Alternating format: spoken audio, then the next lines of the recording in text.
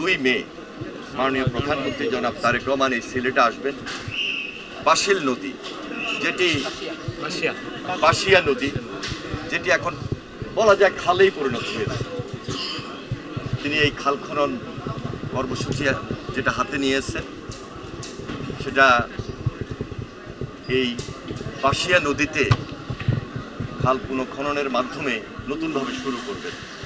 এই খালটিতে, এই নদীতে এক সময় প্রেসিডেন্ট জিয়াউর রহমান এসে খনন কর্মসূচি উদ্বোধন করেছিলেন। প্রেসিডেন্ট জি একবার আসেন নাই, 2বারই এখানে এসেছেন।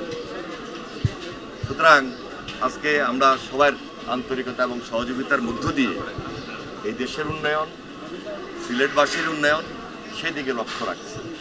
এর বাহিরে আরও কিছু কর্মসূচি রয়েছে, যেটি সিলেট স্টেডিয়ামে অনুষ্ঠিত হবে। সিলেটবাসীকে তিনি সবসময় পাশে রেখেছেন। সিলেটবাসী সবসময় দেশনেত্রী বেগম খালেদা জিয়া এবং তৎকালীন রাষ্ট্রপতি শহীদ রাষ্ট্রপতি জিয়া রহমান এবং বর্তমান মাননীয় প্রধানমন্ত্রী জনাব তারেক রহমানের পাশে থেকে কাজ করেছেন এবং দলমত নির্বিশেষে এই দল বিএনপি সবসময় সিলেটবাসীর পাশেই ছিল, এখনও আছে। ভবিষ্যতে যে কোনো উন্নয়ন তৎপরতা অব্যাহত থাকবে জনাব তারেক রহমানের নেতৃত্বে। সকলের সহযোগিতা আমরা কামনা করি। যে পরিবার গুমের শিকার হয়েছে, আমরা যারা অত্যাচারিত হয়েছি, আমরা যারা নির্যাতিত হয়েছি দীর্ঘ 17 বছর এবং সর্বশেষ জুলাই আন্দোলনে যারা ত্যাগ স্বীকার করেছে, শহীদ হয়েছে, নিশ্চয়ই আমরা অনুধাবন করি, রিয়েলাইজ করি।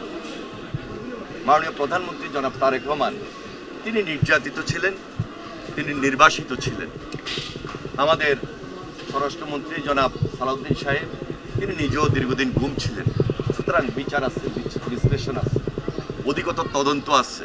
সব কিছু বিবেচনা করে খুব পজিটিভলি দেশের মানুষের স্বার্থে, গুম পরিবারের স্বার্থে, দেশের জন্য, দেশের গণতন্ত্রের ভিতকে শক্তিশালী করার জন্য যা যা কিছু দরকার হবে তাই আমরা করব।